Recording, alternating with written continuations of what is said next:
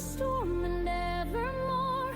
I hear the thunder, feel the fire. My soul's alive, my heart's desire to fly, to dream, to rise and scream. I am free.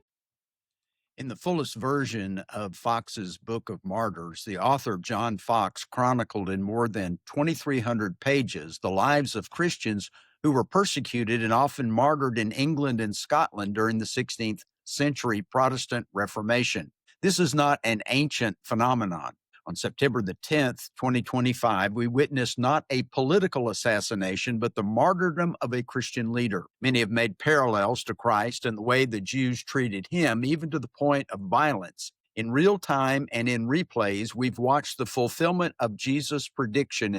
He said, "If the world hates you, you know that it hated me before it hated you. If you were of the world would love its own. Yet because you are not of the world, but I chose you out of the world, therefore the world hates you." Christian, those words were for you as well as Charlie Kirk. Greetings, Patriots. I'm Perry Green. Welcome to God in America. The Sanhedrin convened more than once to determine how to handle Jesus' threat to their fiefdom. They concluded that he had to die in John 11, for his popularity would diminish their power. John wrote, beginning in verse 48, "If we let him alone like this, everyone will believe in him, and the Romans will come and take away both our place and nation." And one of them, Caiaphas, being high priest that year, said to them, "You know nothing at all, nor do you consider that it is expedient for us that one man should die for the people, and not the whole nation should perish." Now this he did not say on his own authority, but being high priest that year, he prophesied that Jesus would die for the nation, and not for that nation only, but also that he would gather together in one the children of God who were scattered abroad.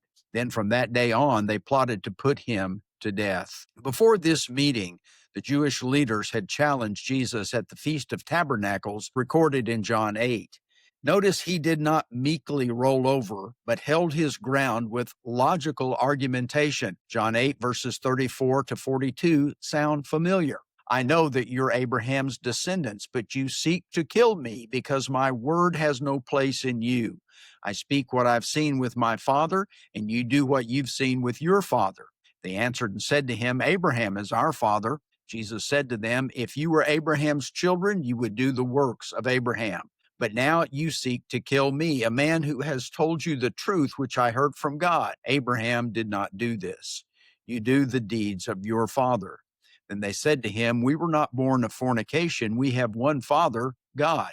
Jesus said to them, "If God were your Father, you would love me, for I proceeded forth and came from God, nor have I come of myself, but he sent me. Why do you not understand my speech? Because you're not able to listen to my word. You are of your father, the devil, and the desires of your father you want to do. He was a murderer from the beginning and does not stand in the truth because there's no truth in him. When he speaks a lie, he speaks from his own resources, for he is a liar and the father of it." When the Jews could not refute Jesus and took offense at his words, they responded with violence. John 8, verse 59 declares a familiar scenario of those who oppose God. Then they took up stones to throw at him, but Jesus hid himself and went out of the temple, going through the midst of them, and so passed by. Paul makes a similar point in Romans 2, verses 28 and 29, and the Jewish leaders attacked him as well. Just because a person wears the name Israel does not make him acceptable to God. That applies to those who wear the name Christian as well. Both depict hypocrisy when they don't obey God. Paul wrote this, "For he is not a Jew who is one outwardly, nor is circumcision that which is outward in the flesh, but he is a Jew who is one inwardly, and circumcision is that of the heart, in the spirit, not in the letter, whose praise is not from men, but from God." Our forefathers understood the importance of open debate and freedom. They experienced being shut down by the king who rejected the olive branch petition in August 1775 without reading it.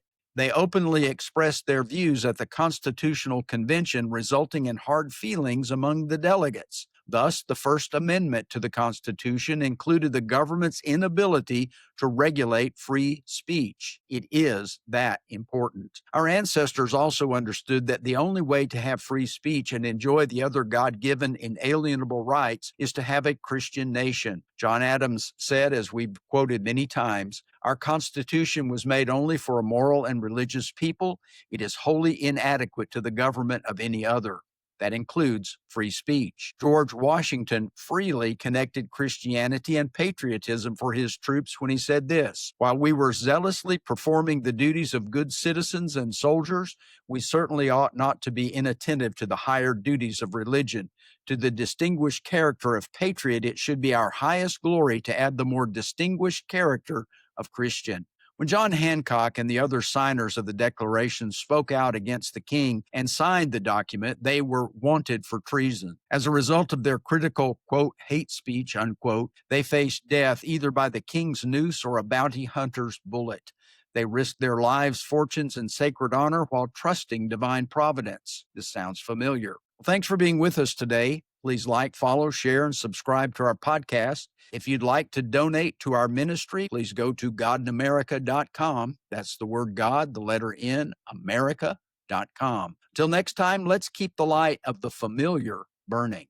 My soul's alive, my heart's desire to fly, to dream, to rise and scream.